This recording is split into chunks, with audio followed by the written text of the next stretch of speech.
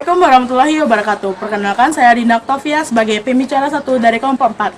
Berdirinya saya di sini akan menjelaskan wilayah rantau. Merupakan wilayah yang dijadikan sumber mencari hidup di luar wilayah Dare. Daerah perbatasannya disebut Iko Dare Kapalo Rantau. Masing-masing luha memiliki wilayah rantaunya tersendiri. 1. Rantau luha tanah datar. Merantau ke arah barat dan tenggara. Daerah rantaunya meliputi rantau nan kurang aso 20 Lubuk Ambacang, Lubuk Jambi, Gunung Koto, Benai, dan lain-lain. 2. Rantau pasisir panjang.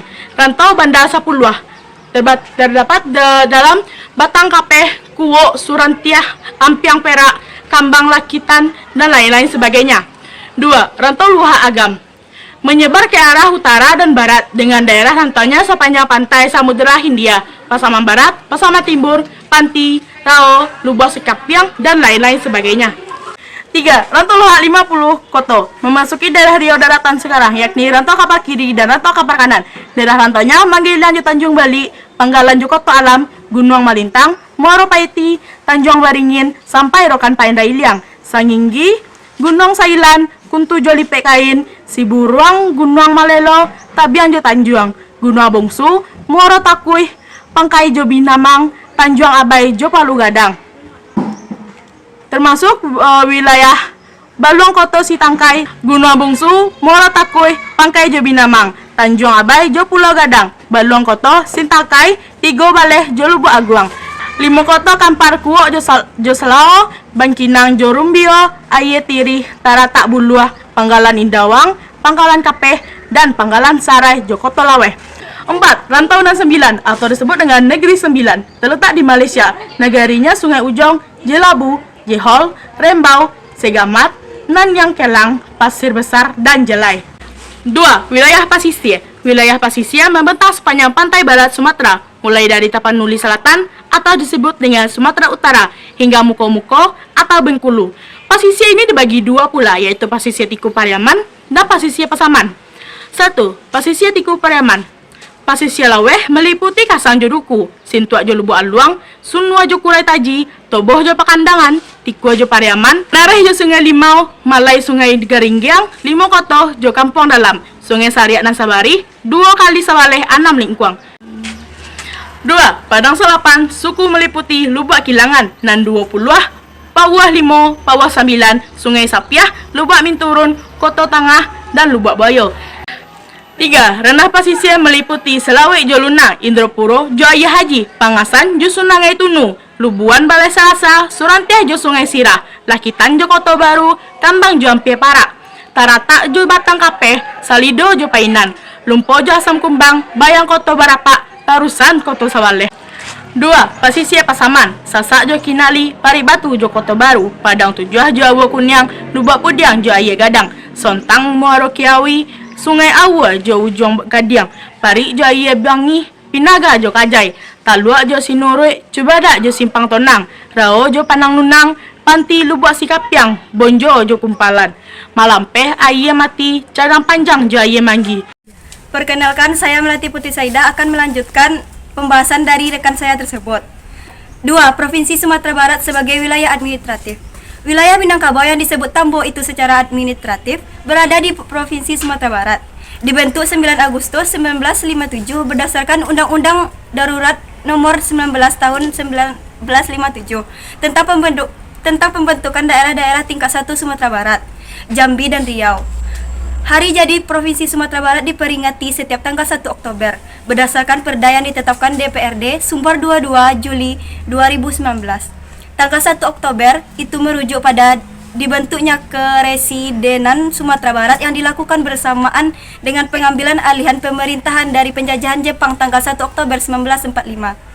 Berdasarkan data Badan Pusat Statistik atau BPS, Provinsi Sumatera Barat luas wilayahnya sekitar 42,1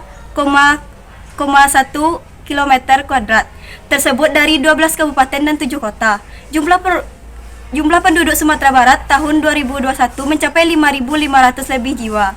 Kebudayaan Minangkabau itu terdapat beberapa, di antaranya bahasa. Bahasa Minangkabau memiliki banyak dialek, bahkan antara kampung dalam suatu negari saja berada di budaya. yaitu terdapat beberapa delapan dialek bahasa Minangkabau yang berkembang di Sumatera Barat adalah dialek Rao Mapa, 2 dialek Muara Lolo, 3 dialek Lubu Alai, 4 dialek Payakumbuh, 5 dialek Agam, 6 dialek Pacu Soal, 7 dialek Kota Baru, 8 dialek Lintau. Sistem pengetahuan. Orang Minangkabau menjadikan alam sebagai guru dan sumber pengetahuan. Filosofi alam, Takamba jadi guru, karena orang Minangkabau belajar dan memperhatikan segala peristiwa yang terjadi di alam.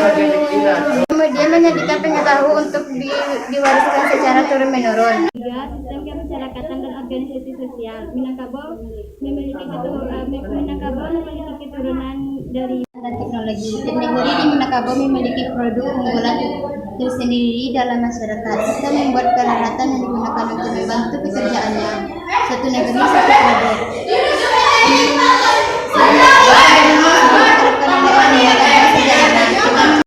Kita mengenal negara-negara menghasilkan peralatan dan teknologi seperti pandai basi di Sungai Kawas, Gagara Ameh di Gugong Tabe, Sarajo pandai perak Kota Gadang, Tunai pandai sikit dan seterusnya. 5. Sistem mata pencarian. Wilayah Minangkabau yang dikelilingi api terdiri dari perbukitan dan lembah yang subur. Umumnya mata pencarian masyarakat Minangkabau adalah pertani, menggarap sawah dan ladang. Di samping itu ada juga yang berniaga atau berdagang menjadi nelayan. Bagi masyarakat pesisir serta sumber-sumber mata pencarian lainnya.